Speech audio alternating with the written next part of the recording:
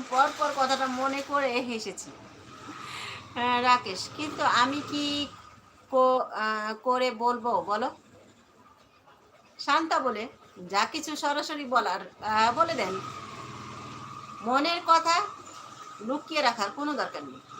আর যেটা খারাপ সেটা তো খারাপই, সেটা বলার দরকার নেই, সেটা মনেই রাখেন।